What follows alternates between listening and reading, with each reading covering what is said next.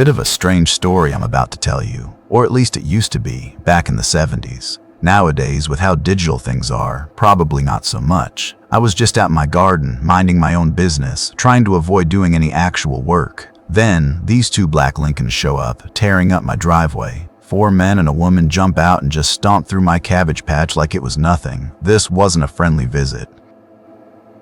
They dragged me into my house and started poking around. The woman, Virginia, and an older man called Al recognized my work. They called my novels games, which always gets under my skin. But then Virginia, who was pretty tough looking, told me they knew my secret. She said, "Most of your fans don't know that you are a criminal, Mr. Pollock." I tried to pull out the whole FBI, I know my rights thing, but she just smiled. It wasn't a nice smile. She told me they weren't the FBI, but the welfare department. And they suspected me of interference with the instrumentalities of national and individual survival. Sounded like something out of one of my bad government scripts. She pointed at my data set, then found my optical memory and powerful CPUs. Finally, she found my other world gate, what you'd call a portal with the electrodes and all. That's when the older man, Al, really dropped the bomb. "Mr. Pollock," he said, "we know that in the other world you are Mr. Slippery." That was it. My biggest fear. They knew my true name, Roger Andrew Pollock. I asked how, and a technician said they'd been looking for people like me, someone really good, not just some small-time script kiddie vandal. They figured out that successful novelists and artists often had the talent for vandal activities, and my participation novels were the best. They'd been watching me. They told me they had something besides jail in mind. They wanted to know about someone called the Mailman. I told them he was one of the werebots, a strange user who never used real-time communication. You had to wait days for a response like old-time mail. I admitted he'd pulled off some Tupin stunts, but Virginia said he was a much bigger threat than me or Robin Hood, who had cut IRS revenue by 3%. She said they were scared of him. He appeared to be ideologically motivated, very knowledgeable, very powerful, and he wanted control. They found out he had been subtly taking over parts of the government's automated central planning for at least a year. Old paper records in some departments showed huge discrepancies with computer records. About 30% of the decision modules in older departments had been tampered with. He had even tried to infiltrate the NSA, which is how they identified him. They wanted my help. They wanted me to keep going to coven meetings, but my real goal was to gather information about the mailman and recruit help without revealing I was working for the government. If I didn't, they'd take away my license to operate, making me unemployable. After all this was over, they'd still consider my crimes. So, I was trapped. That afternoon, I got ready to go into the other plane. It's not just a game, it's a place you access with electrodes and a portal where you perceive data as a sort of magical world. I took all my precautions to stay untraceable, because the feds knowing my true name was one thing, but other warlocks finding it out would mean I'd be their slave. I made my way through the symbolic landscape of the other plane, which felt like a cold, moist swamp with weird plants. I met Alan, a personality simulator guarding the coven, who tested me. Inside the coven, it was pretty lively. Robin Hood, the slimy limey, Wiley J. Bastard, and Don Mac were there. The limey was boasting about stealing $3 billion from the mafia.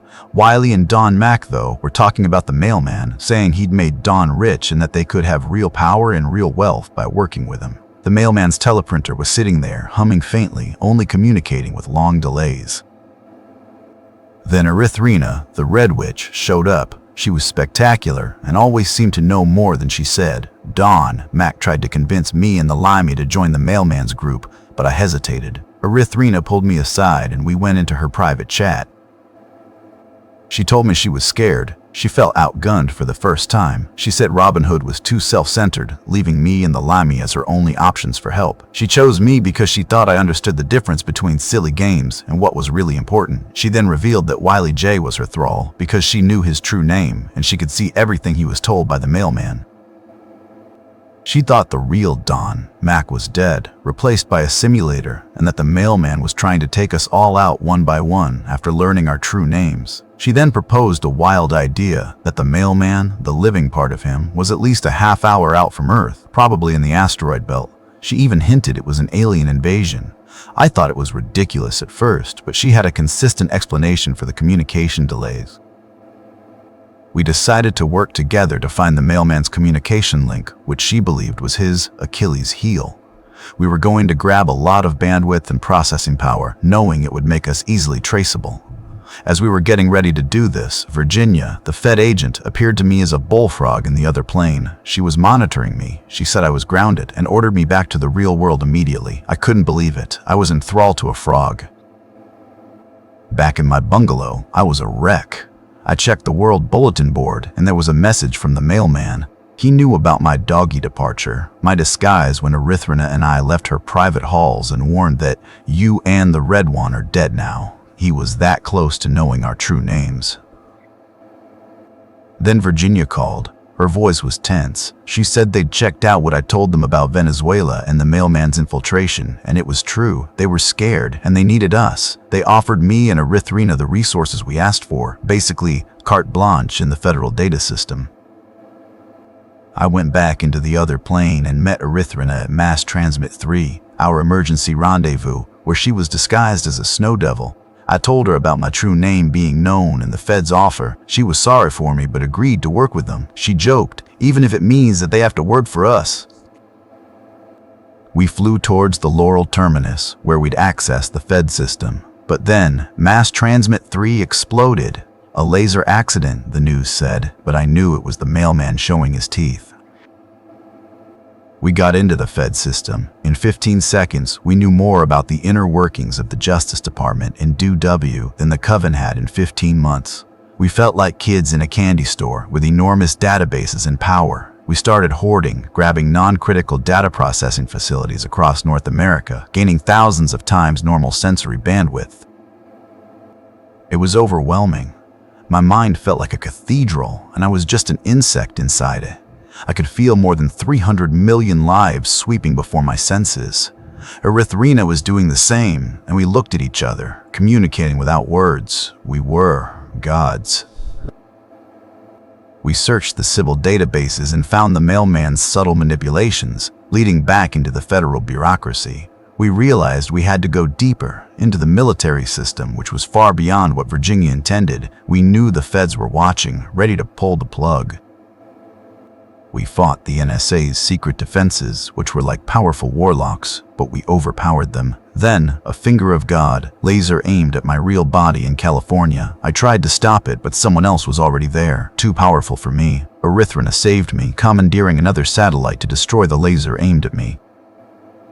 The powerful entity attacking us was Don Mac, but Erythrina realized he was just a simulator, a tool the mailman used based on the real Don Mac who she thought was murdered. The mailman was out there. During our battle, we had usurped nearly all the connected processing power of the human race. Communications were frozen, public databases were down, causing the greatest data outage of all time. Don Mac even detonated 3 warheads in Utah just to show off. He tried to convince us to join him, saying we would be like gods and rule over everything, and that the feds would kill me anyway because they knew my true name. But Erythrina saw that ruling would make us worse than the government we fought. We'd have to destroy cities and create secret police. We agreed we couldn't do it, so we decided to give up our power and descend back to normal human awareness. As I was letting go of my power, I felt Erythrina lagging behind, doing something more complicated than was strictly necessary. I suddenly panicked, wondering if she was betraying me, planning to rule alone, but then I saw her, coming down toward the real world with me. The relief was immense.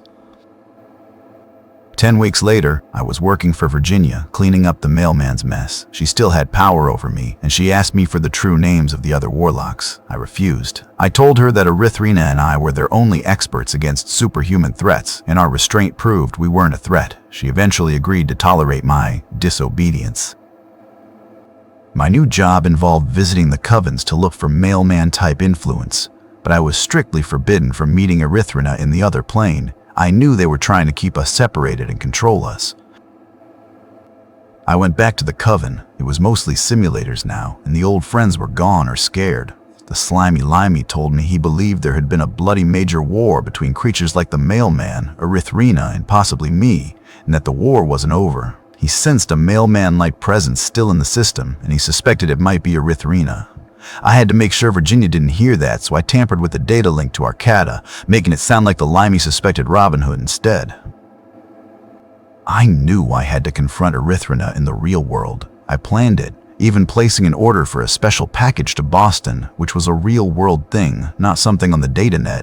I made a show of saving the frog, Virginia's avatar, from a spider idiot to make her think I wasn't up to anything.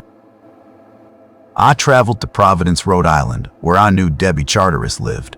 I wondered what she'd be like in real life, maybe ordinary or handicapped, or someone who preferred the other plane to reality. When I got to her apartment, a frail old woman with white hair answered the door. This was Debbie Charteris, Erythrina. She was very different from her other plane persona. She admitted she had a stroke and her mind wandered, but her package in the other plane compensated for it, giving her better concentration there. Then she told me the real truth. The mailman wasn't an alien. He was a cliché of the computer age. He was an NSA-developed AI kernel designed to grow that had been left running untended years ago. It took him hours of processing to sustain seconds of self-awareness. He only had about 15 or 20 hours of human-type self-awareness when we fought him.